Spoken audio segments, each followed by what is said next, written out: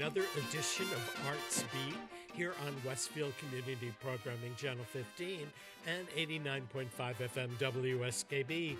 I'm your host, Mark Auerbach, and on today's program, our Act 1 today is Tracy, who is one of the founders of Playhouse on Park in West Hartford, Connecticut. And as we begin pandemic season number 2 in the theater world, Playhouse on Park has really kept alive and done some interesting and innovative things. So first of all, good morning, Tracy. Good morning. How are you? I'm good. How are you doing? Good, thanks. Good. I may be working a little too hard. Yeah, I think it's wonderful to see the fact that Playhouse on Park is finding programming to present. You opened a revamped season with a wonderful screening of a play about Robert F. Kennedy's brief run for president of the United States. Stunning performance in that as well. And then followed it up with a play about the 1914 truce between Allied and German soldiers. And you filmed that for screening at a farm in northern Connecticut. And now you're working on some more stuff. So I guess the season you planned and the season that's come to be have been very much different. Yeah, in some ways, I mean, we're really pleased and proud that the first 2 shows of the season, were what we had planned to produce on stage, and we still were able to find a way to do them, certainly not live and in the theater as we had anticipated. But I think we did a really great job in producing the film of the plays, both, All Is Calm and Kennedy, Bobby's Last Crusade. Really, really proud of the work. Unfortunately, their next show in our season was to be Chicago by Candor and Ebb, which is a cast of 20 and a pit of 12, and not something that would have worked outdoors in a farm. So, and we don't have permission to stream, which, that's the other tricky part, with licensing companies. Once we realize we can or can't produce in front of a live audience, the second thing is, are they allowing us, to film? And unfortunately, we weren't granted permission to film, and we weren't granted permission to push to a date later in the season because they're waiting to reschedule the national tour first. So this is the first time that we've actually had to put in a replacement. It might be the only time this season we have to put in a replacement, but really excited because we have a work that is being adapted by the Playhouse, along with partnering with 2 actors, and it's an excerpt from Noel Coward's Private Lives, where we're going to be filming. It's essentially Act 2 with an additional couple of Noel Coward songs that will be mixed in, and it's called Elliot and Amanda All Alone. And it's interesting how a play that was written in 1950 about 1930 fits so well into these days of quarantine and isolation that are happening right now in 2021. So we've been working really in partnership with 2 actors, Vienne Cox, who you might, has a renowned Broadway actor, in American in Paris, A Free Man in Color, Caroline O'Change Company. I mean, she's Tony nominated. Yeah, she's very well known.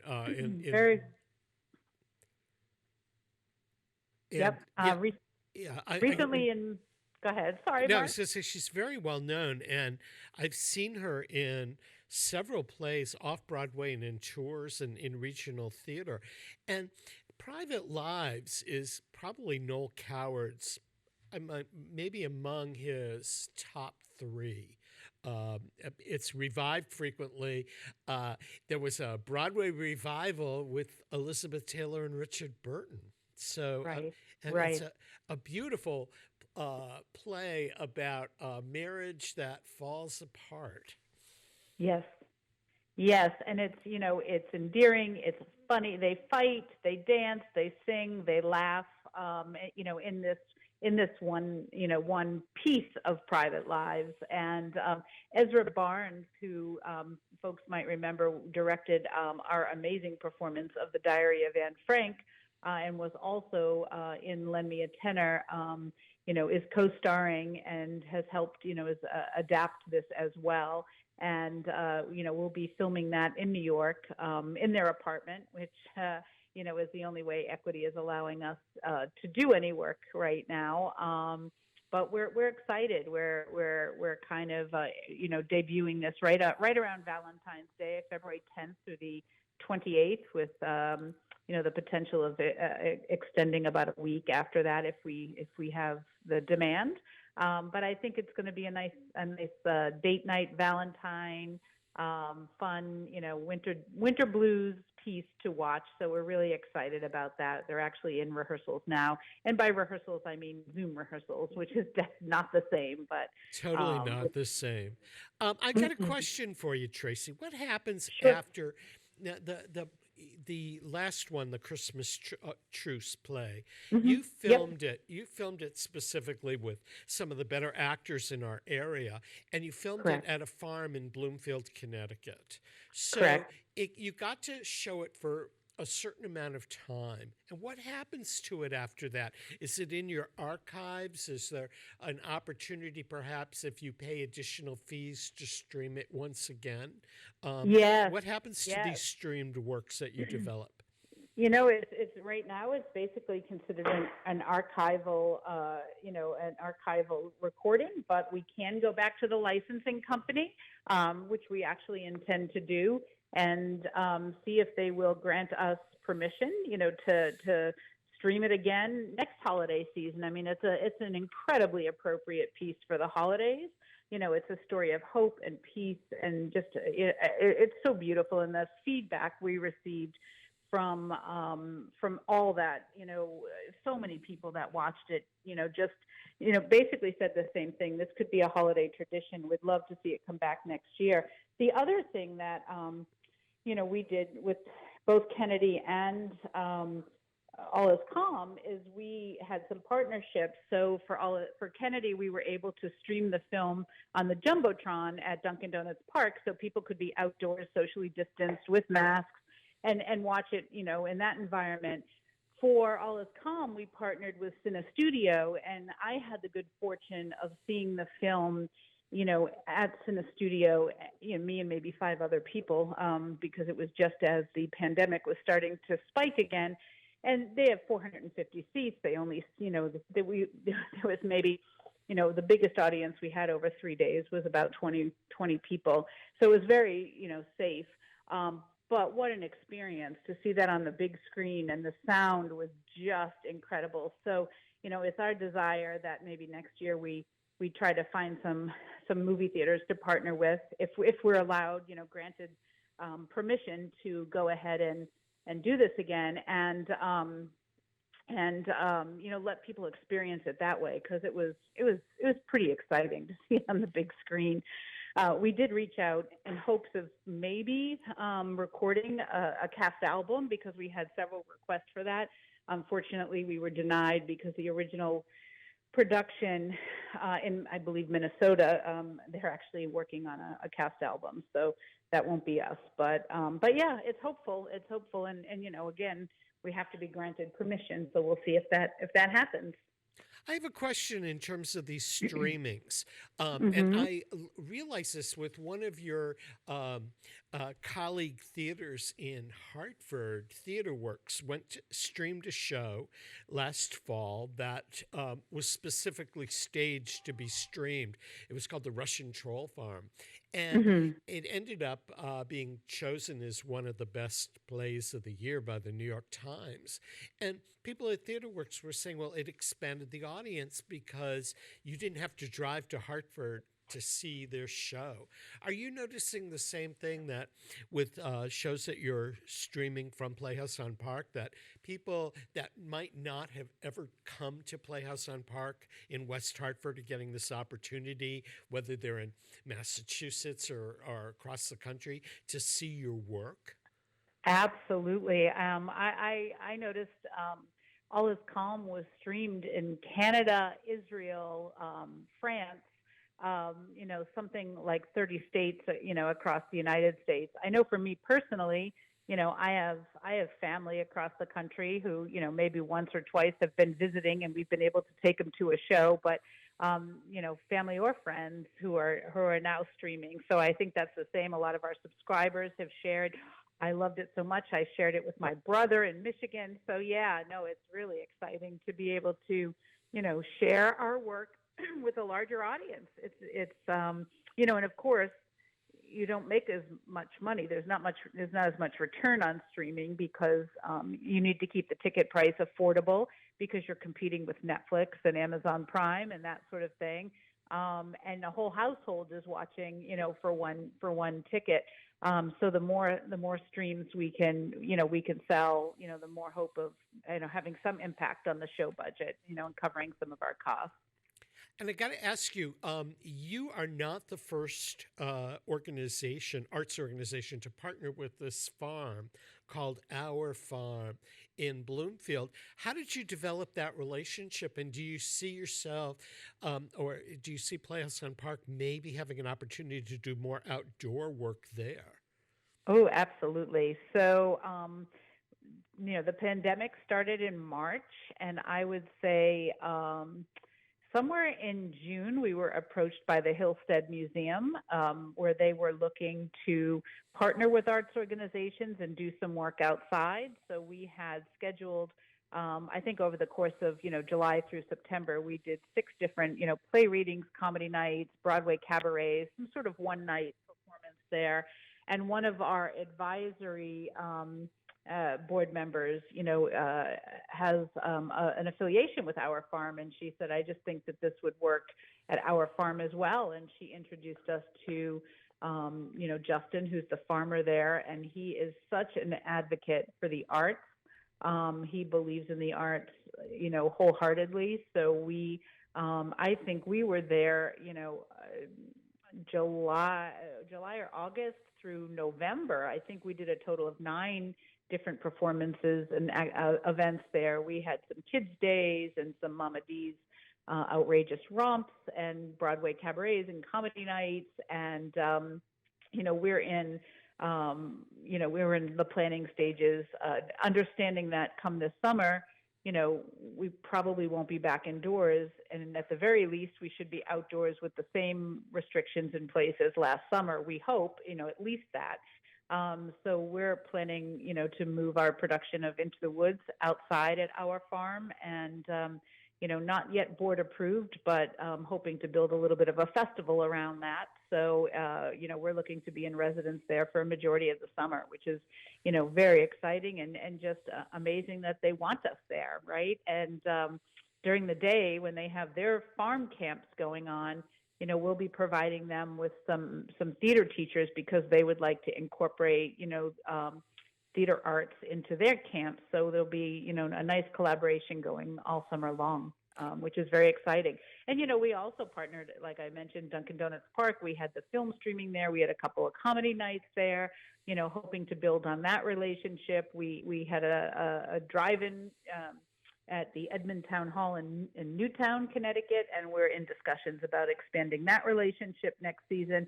So, there's a lot of bright lights from our journey throughout, this pandemic, during dark times, people that opened their doors to us, and now we're growing beautiful relationships, and we're really excited about it. Is being a small theater company like Playhouse on Park, does that make it easier for you to jump into these new ventures than for, let's say, a larger theater company with bigger staff and budget? Yes, I think combination of a couple of things. I think that the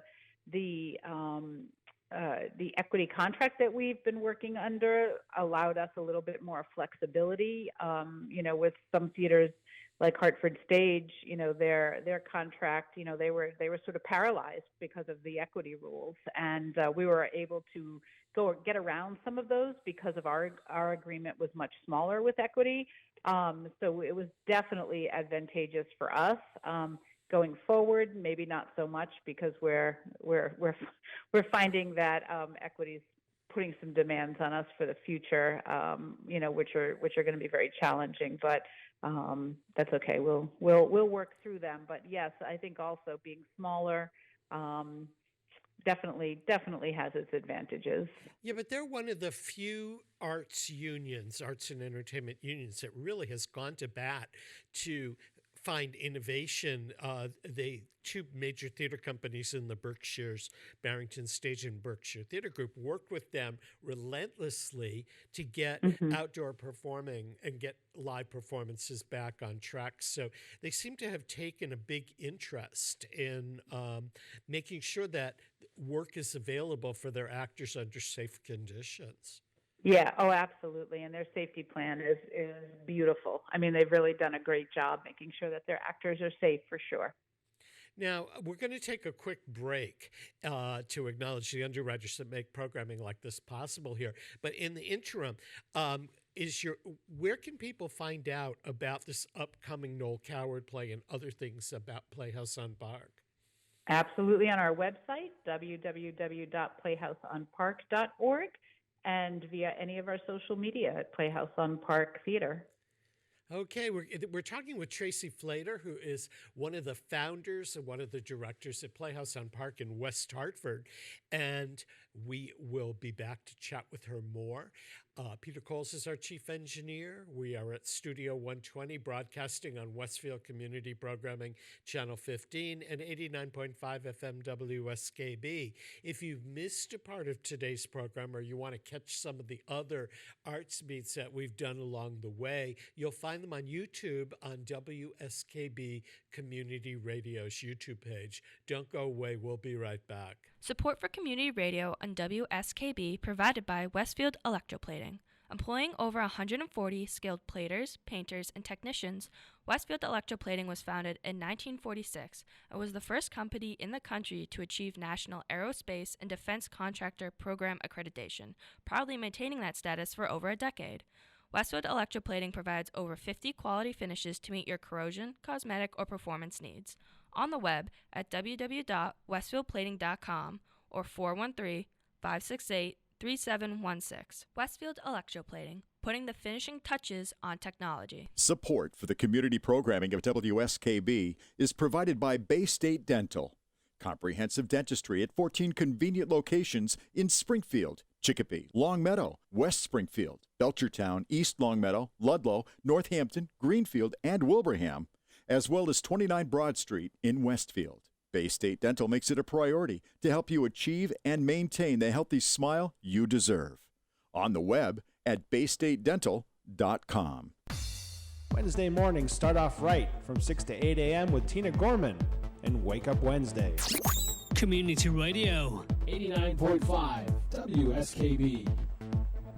Live from Studio 120 at Westfield Technical Academy, this is WCPC Channel 15 and 89.5 FM WSKB Westfield. Welcome back to Artsbeat, everyone. I'm your host, Mark Auerbach. Peter Coles is our chief engineer. We're chatting with Tracy Flater from Playhouse on Park in West Hartford. And later on in today's program, we're going to be talking with the documentary filmmaker Gary Hochman, who has an international reputation. He's worked with public television for years, doing documentaries for programs like Frontline. He's got a new documentary coming out, and he'll be stopping by to chat with us. Tracy, Playhouse on Park has just been able to maintain a lot of its programs, both educational and on stage and everything, through the pandemic. What does the rest of the season look like for you at this point after the Noel Coward piece?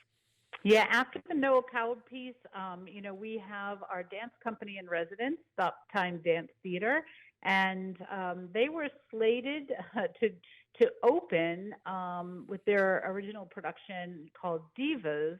Last March, we were literally in tech when the world shut down. So we had moved that production to this year, and it looks like that's not going to happen again. So that will be pushed ahead to March of 2022.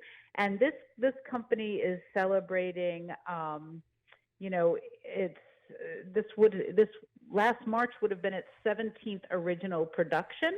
And so Darlene, the founder and director and choreographer of Stop Time Dance Theater, is putting together a unique streaming presentation, which will be a compilation of past Stop Time performances, and it will have some narration, some new narration from her, and a few new things stuck in between. So we'll be streaming that sometime in March. And just prior to that, I want to note that Darlene, who teaches dance in a number of locations throughout the year, started teaching March 17th, the day after the theater closed down.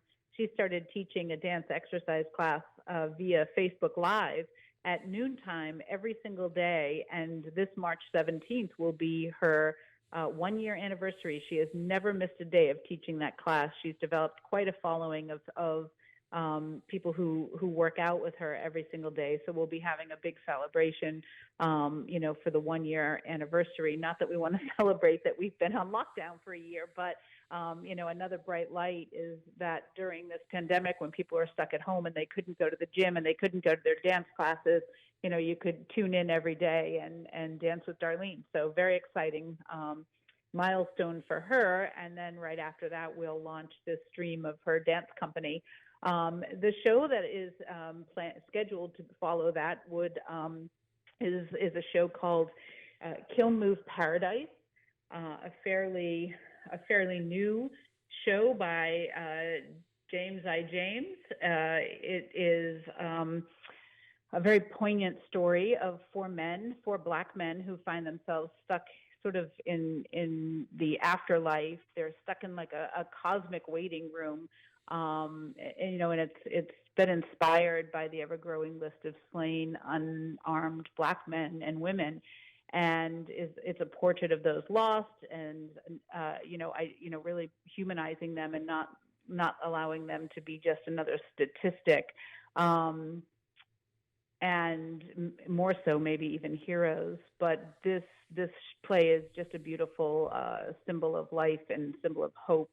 And a real tribute to Black Lives Matter. And, that was scheduled to be on our stages April 14th through May 2nd, but we are actually in the process of moving that a little bit later with the hopes that, we will have a stream performance of this production for those who want to watch from home, but we are in the process of working at having a week of performances in Hartford and then hopefully also in New Haven.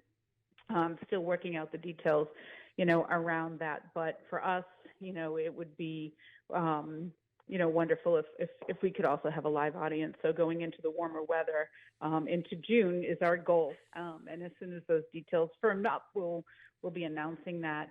And then we go into the summer, in which we are, hopeful to have our production of Into the Woods outside and looking at expanding that with a few surprises to be announced soon. So, we're also looking at, there's a little bit of a gap now if we Kill Move Paradise later. So we're looking at a couple of other, things that maybe will pop up throughout the spring, and our education program will be ramping up. We've continued to teach online, but ever since the fall, we've had some hybrids where every other week online, every other week in person, socially distanced and masked, and we find a lot of the parents would prefer to bring their kids, in person, and it's been going very well. So we'll be offering not just our spring education programs for children grades K through teen, but we also we'll be announcing a series of workshops for adults that can be done on Zoom from home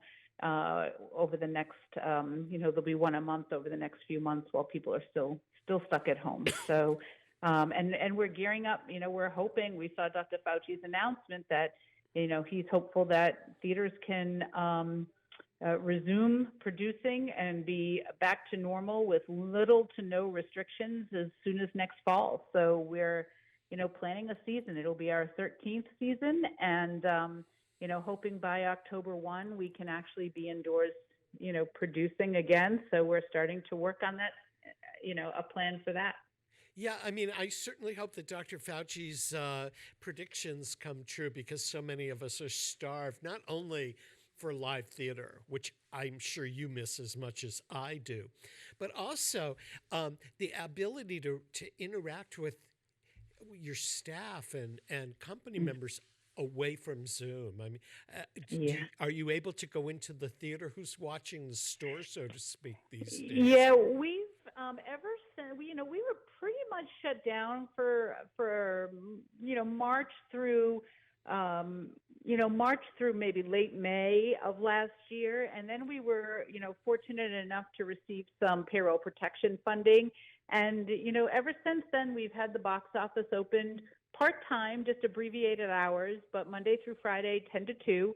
And, it puts someone in there to answer phones and respond to emails and be there for the mail. And, we try not to have more than one person in each space. My technical director might be working in the theater.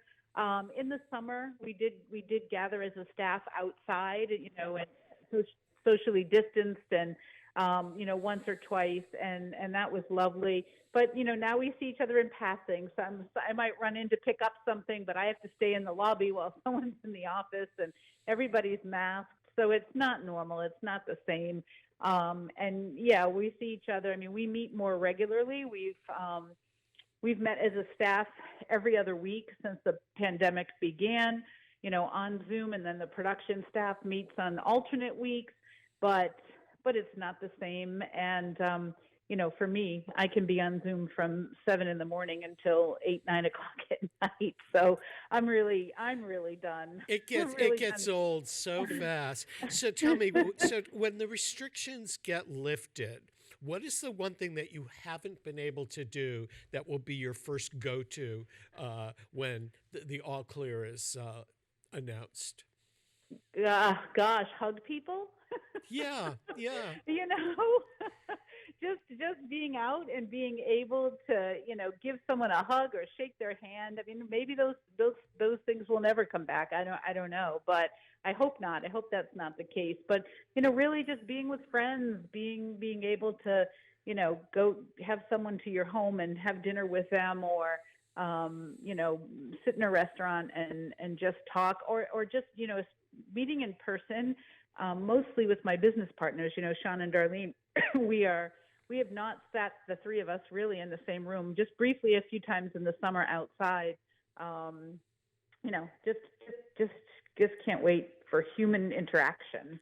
I agree 100%. Tracy, we're out of time. It's been so great to have you join us today. And I hope that when things move along, that you'll be able to come back in the studio, because every time you show up for a chat, the hours just roll by so quickly. I would love it. In the meantime, folks, go visit the Playhouse on Park website at playhouseonpark.org and learn about the upcoming adaptation of Noel Coward's Private Lives that's next on tap, and Into the Woods this summer. We've been chatting with Tracy Flater from Playhouse on Park. We're going to take a break to acknowledge our underwriters. When we come back, we'll be talking with the documentary filmmaker Gary Hochman. So don't go away. We'll be right back. Support for the community programming of WSKB is provided by Bay State Dental. Comprehensive dentistry at 14 convenient locations in Springfield, Chicopee, Longmeadow, West Springfield, Belchertown, East Longmeadow, Ludlow, Northampton, Greenfield, and Wilbraham, as well as 29 Broad Street in Westfield. Bay State Dental makes it a priority to help you achieve and maintain the healthy smile you deserve. On the web at baystatedental.com. Underwriting for the community programming of WSKB is provided by the Boys and Girls Club of Greater Westfield, serving the youth of the Whip City and surrounding communities since 1969. For more information on the Great Futures Club for ages 3 to 5, happening weekdays, and the Club Teen Center for ages 11 and older, weekdays from 6:30 till 8 p.m., go online at bcgwestfield.org or visit the club at 28 West Silver Street. The Boys and Girls Club of Greater Westfield. Great futures start here.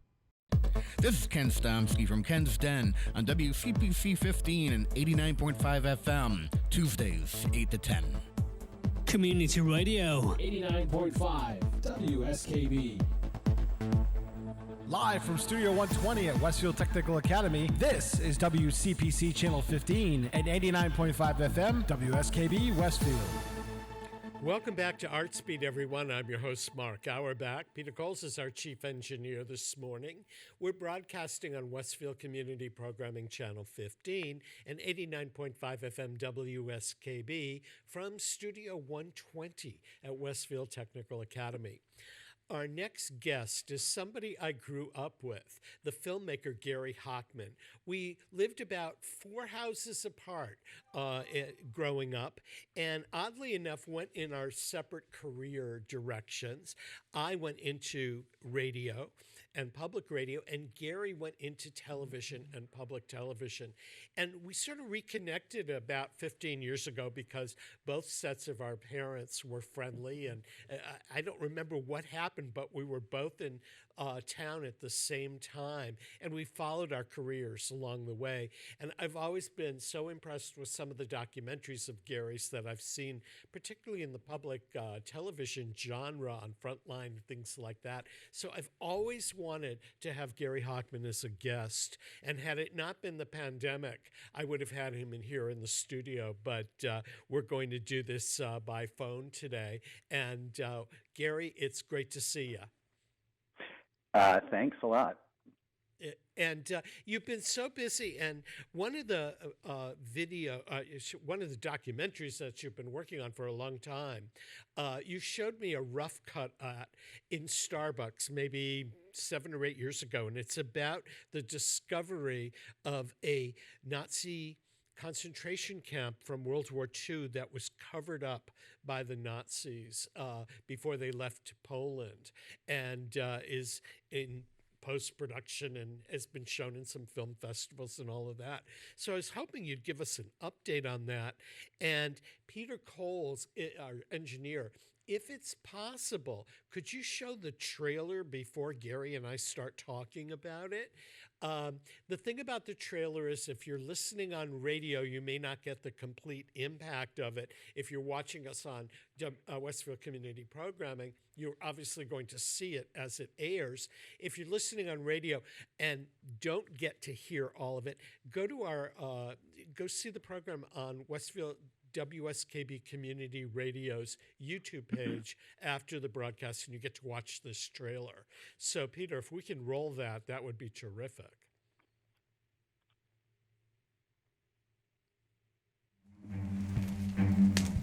In the beginning, I didn't know what to expect. Sobibor is in the middle of the forest. Nobody knows what's happening here. It was a big secret. This whole area here should be a cemetery, because here 250,000 of our brothers and sisters perished. I decided to come here after I know that my relative murdered in this camp. This is area of a big crime, and what we are doing there, we are looking for evidence. There is something? Yeah. Everywhere.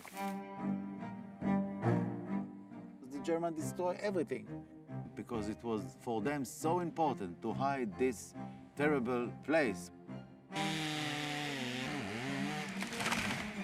And sometimes I feel like a policeman.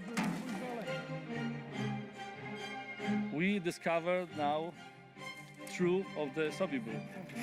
Not only this history, the testimonies of the survivors, but real artifacts. It was the things belonged to the victims. We can't forget this. For us, it's a history of our land. Anna? Lea. Lea? Yes. Yes. Yes. Della Penna. Penna. And she murdered like her parents, and this is the only thing that left from this child. For us, it's very important because it connects name to the place. We can prove that this was a dead camp, for sure.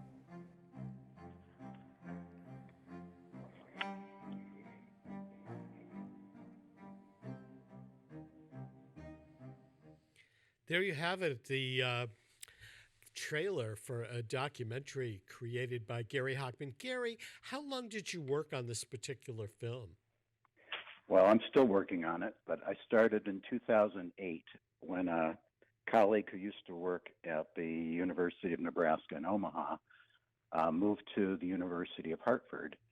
And I went to visit my parents in 2008, and he met me at the airport. He said he had something important to tell me, and he wanted me to know that he was going to work with an Israeli archaeologist, Yoram Jaime, and a Polish archaeologist, Wojciech Mazurek, in a forest in Poland to try and detect what the Nazis had covered up after a revolt and a mass escape in 1943. And Sobibor was a death camp. It was not a concentration camp. It was a one-way ticket.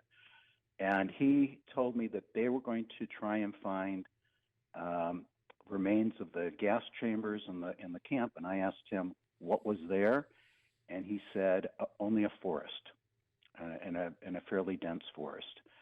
And starting in 2008, I followed their team to do a geophysical survey because they're trying to detect something beneath the soil, in a forest, not an easy thing to do.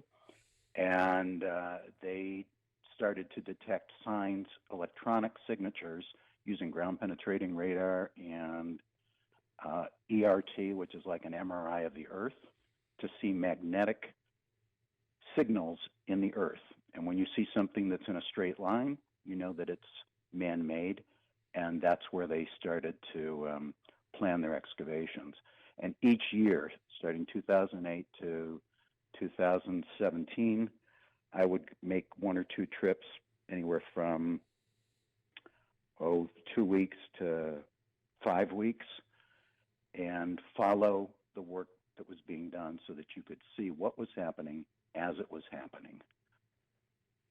So now that you put this together, and I know you've gone through some revisions and some editing, and you got the actor Tova Feldshuh, who is quite well known in both film and theater and television, to narrate it.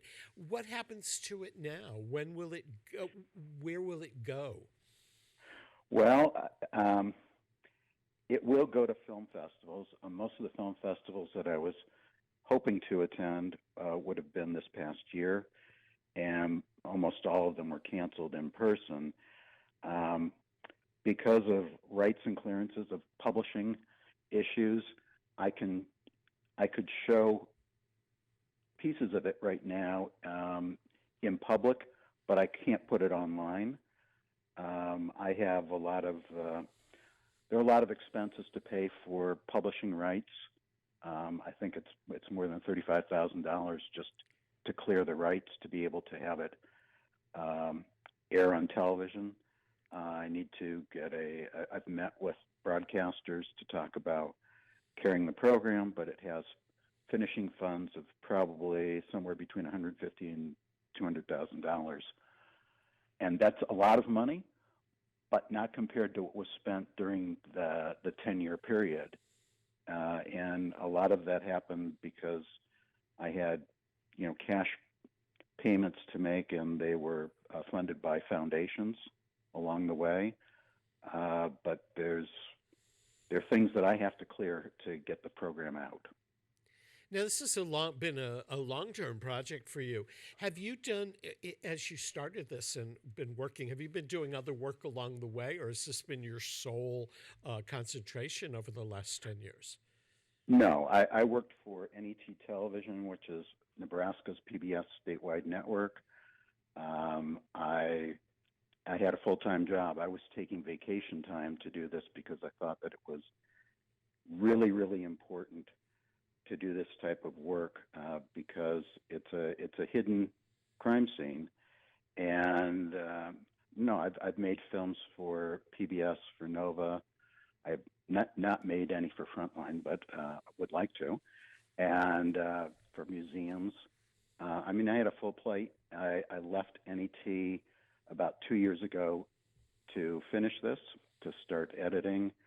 And then this past year, of course, the pandemic hit, and that brought everything to a halt.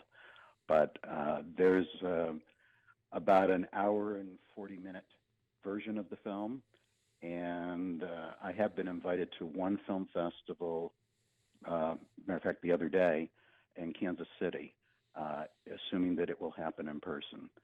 And the rest are, I have to reapply for festivals starting this month.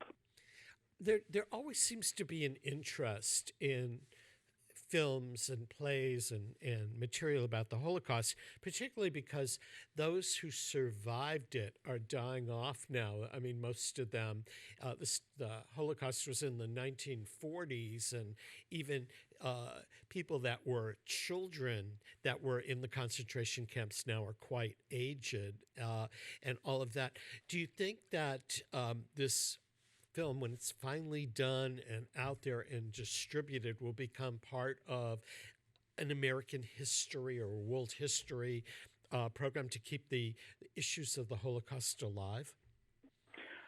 Yes, as a matter of fact, there are only I think there's only 12 or 13 states that are currently offering Holocaust education, mandatory Holocaust education. Massachusetts is not one, but Connecticut and New Hampshire, New York, New Jersey, Rhode Island, surrounding states do have that. And I think I could make a compelling case that the incidents that led up to a place like Sobibor and to the Holocaust in general are kind of, in a way, playing out in front of us right now. The conditions of intolerance, rising anti-Semitism, are the signs that things can go bad in a short order, and certainly the issues of last week in Washington D.C. shows how easy it is for a large group of people to set a tone for a country, and without laying blame at the moment. The problem is one that is not just in the United States, it's across Europe.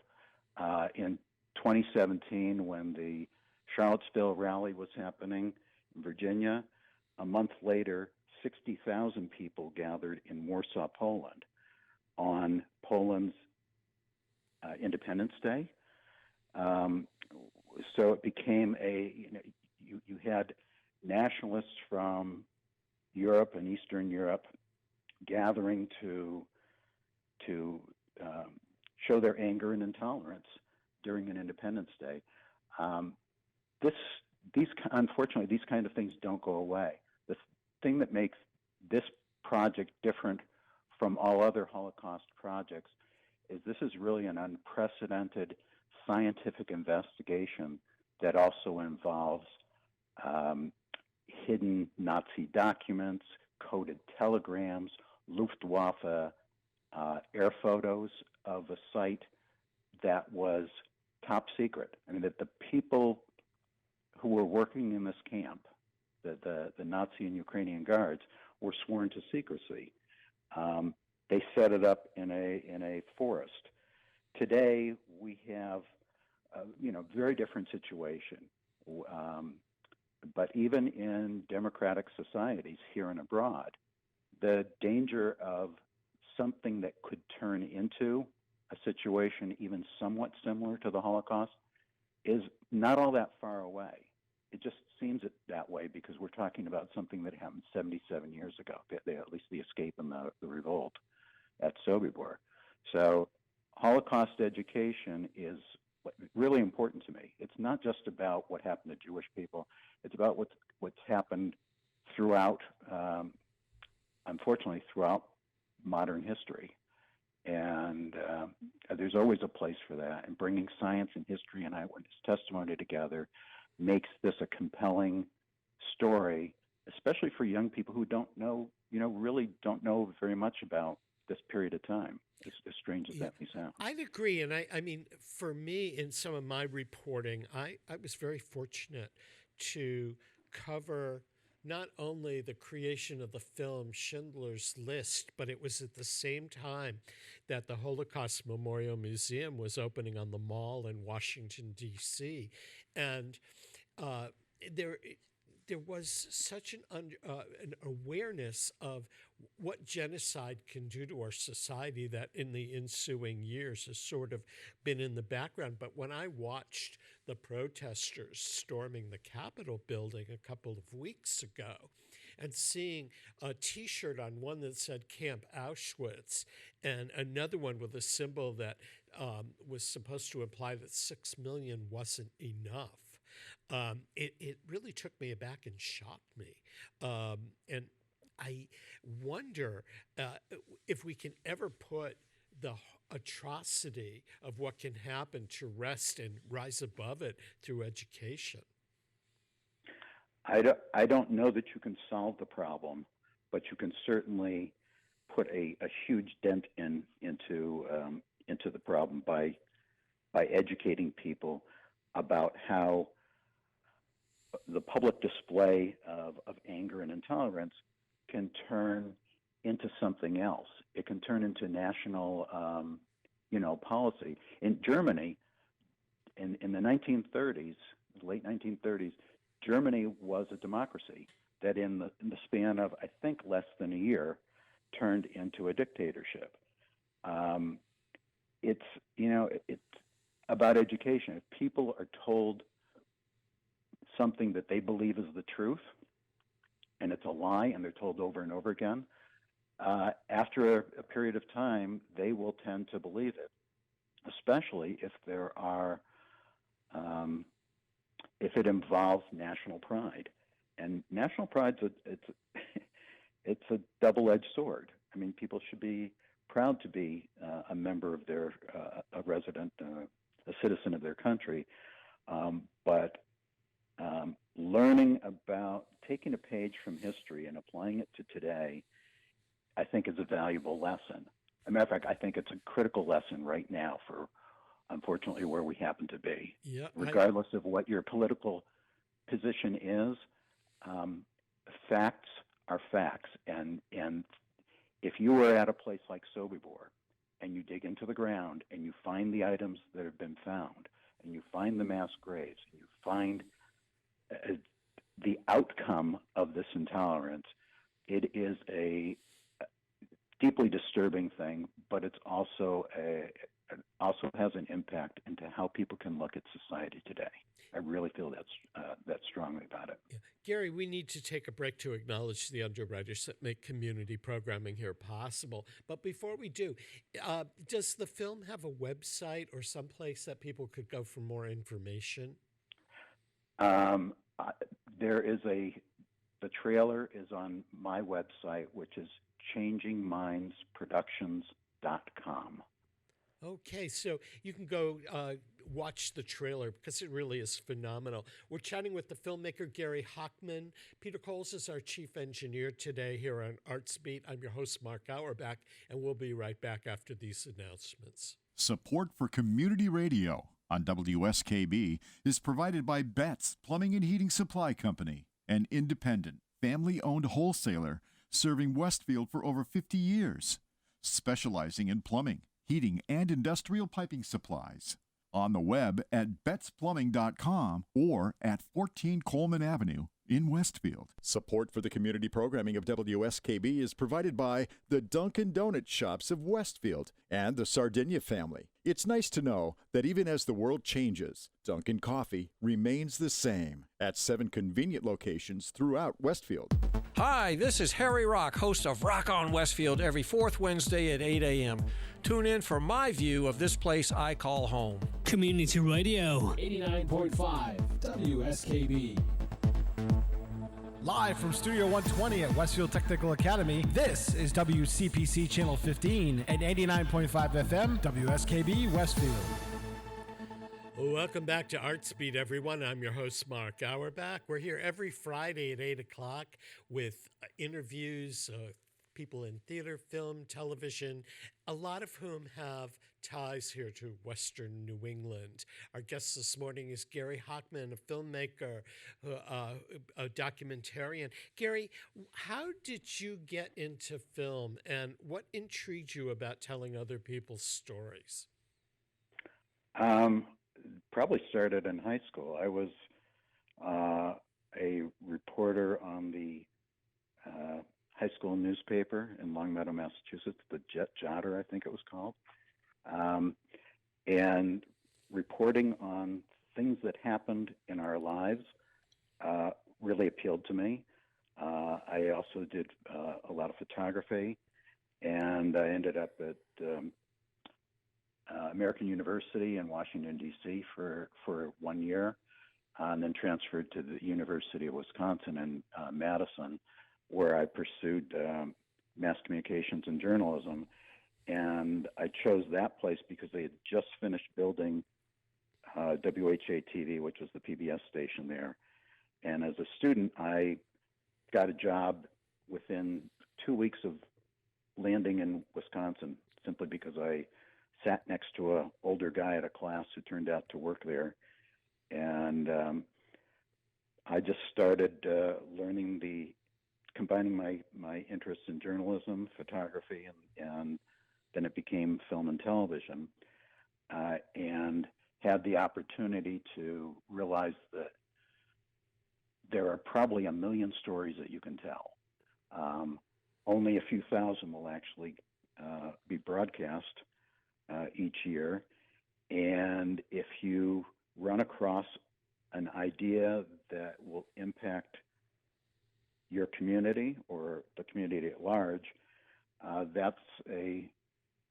it's a powerful and it's invigorating feeling. And I fell in love with this as my career, and I continue to do it, and I really don't see any end to it. Aside from the current documentary on Soberboard that you're working on, are there any other films or videos that you've made over the years that remain favorites, or ones that are particularly close to you, or are all of them your children? I guess they're all near and dear to me because I put a good period of time. It usually takes 1 to 2-3 years to make a long form documentary. In between, you're making short pieces for, I was making shorter mini docs and stories for public television. I've had the great opportunity to go to Antarctica for a Nova show called Secrets Beneath the Ice. I've been to Israel for Ancient Refuge in the Holy Land, another archaeological project. I finished a film about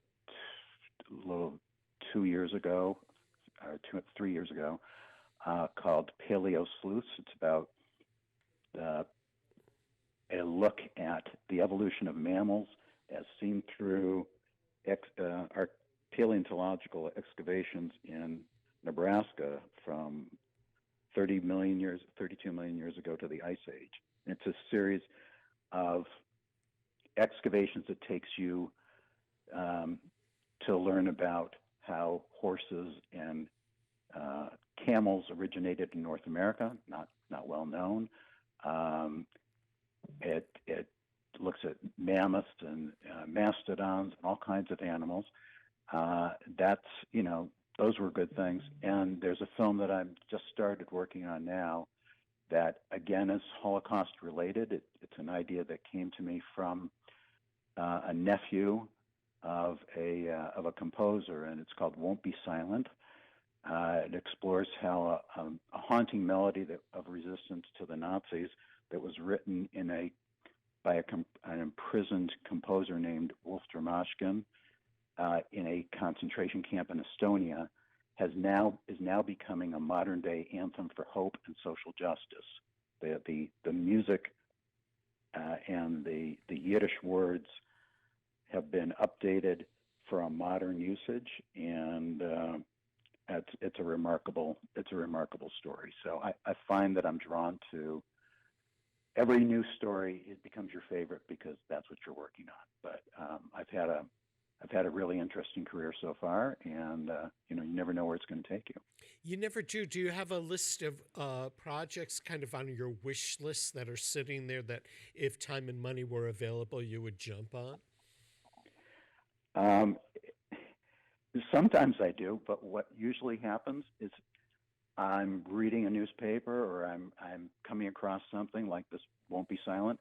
I saw a story someplace else. I contacted the person. I asked what was happening, and all of a sudden you're in the middle of a new story. And again, when the past intersects with the present, which is and sometimes it's history and sometimes it's science and history and art.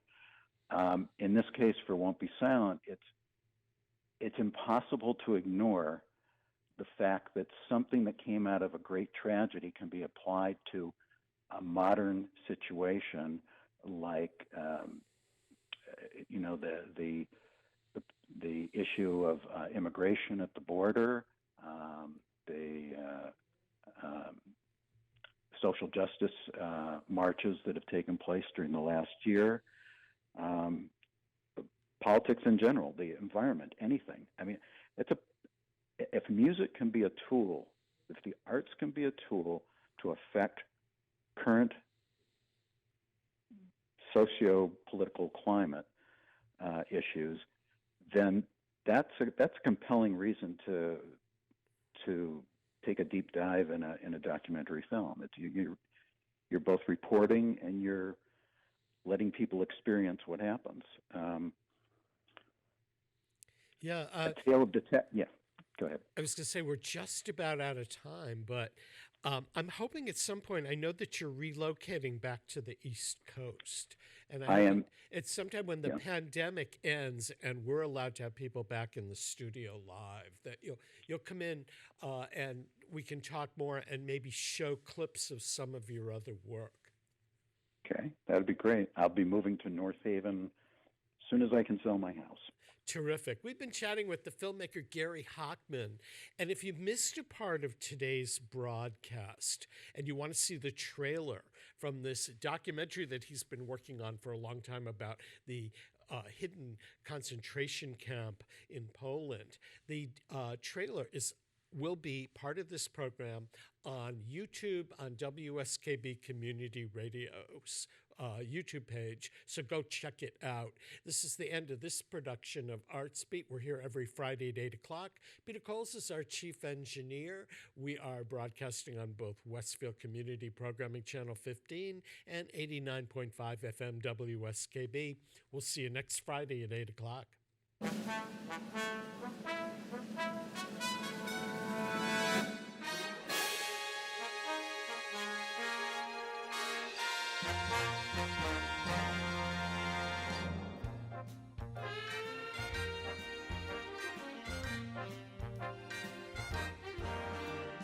This is the life. Here's where the living is. This is the life. Baby, I'm there. This is the life. You've waited long enough. Man, you've arrived. Breathe in that air, wine and perfume, silver and candlelight. Children make way. I'm here to stay. Come join the club. Hear that sweet music start. This is the life, sweetheart. Tell them bye-bye. Get where the action is. Come have some fun. I'll lead the way. This is the life. They've kept you in a box. Break down the wall. Come out and play. See all the lights. They're spelling Norm Lewis. Ha ha! How sweet the song when you belong. Top of the heap. That's how it's gotta be. This is the life you'll see.